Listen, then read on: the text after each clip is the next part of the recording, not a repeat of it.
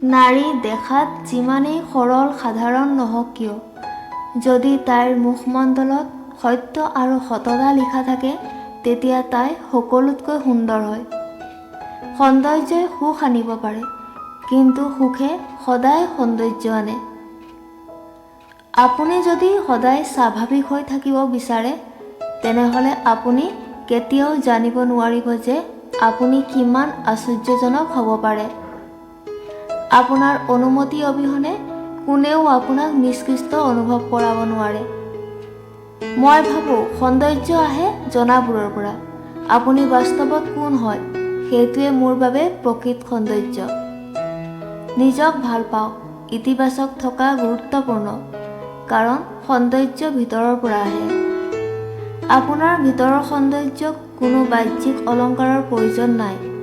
হাঁহিয়ে উত্তম অলংকাৰ এজনী নাৰীৰ বাবে।